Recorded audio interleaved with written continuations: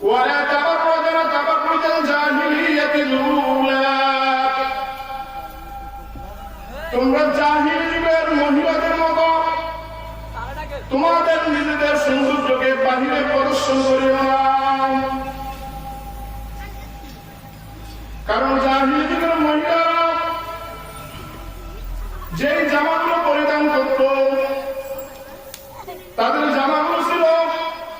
গলা থেকে নিয়ে নিচ পর্যন্ত খোলা থাকত এবং তারা করত কি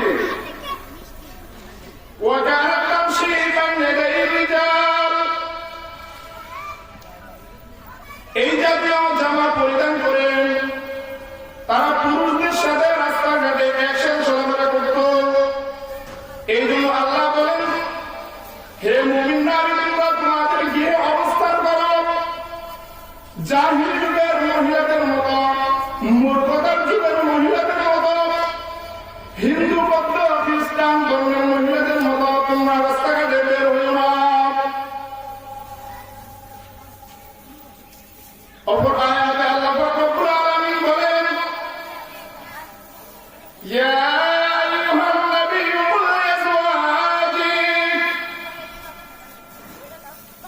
হে নবী আপনি আপনার বিবিদেরকে বলে দিন, কুল লিআজওয়াজিক ওয়া বানাতিকা, হে নবী আপনি আপনার কন্যা সন্তানদেরকে বলে দিন, ওয়া নিসাইল মুমিনিন, হে নবী আপনি মুমিন নারীদেরকে বলে দিন, ইউদিনিনা আলাইহিন্না মিন জালাবিবিহিন্না, ইউদিনিনা তারা যেন টেনে নেয়, আলাইহিন্না তাদের উপরে, মিন জালাবিবিহিন্না চাদরের কিছু অংশ। আল্লাহ রাব্বুল আলামিন মহিলাদেরকে বলেছেন তারা যেন তাদের উপর চাদরের কিছু অংশ টেনে নেয়, কিন্তু আল্লাহ রাব্বুল ইজ্জত এখানে স্পষ্টভাবে বলেন নাই তারা চাদর কোথায় টানবে। এখন আমরা এই আয়াতের ব্যাখ্যা করব।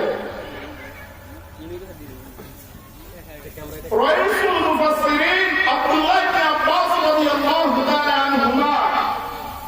যিনি এই পৃথিবীর শ্রেষ্ঠ ব্যাখ্যাকার, তিনি বলেন,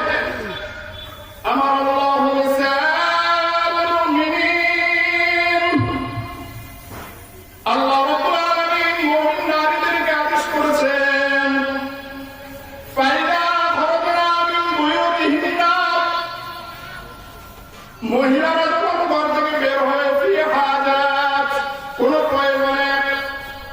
আইয়ুগতিনা উজুহাহুন্না,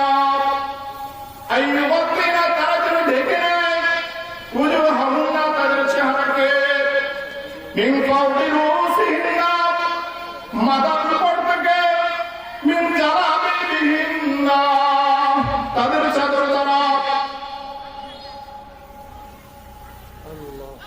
রাইসুল মুফাসসিরিন আব্দুল্লাহ ইবনে আব্বাস রাদিয়াল্লাহু তাআলা আনহু তিনি বলেন, হে দুনিয়ার মানুষ, তোমরা শুনো, তোমাদের বিবিরা, তোমাদের কন্যা সন্তানরা, তোমাদের নারীরা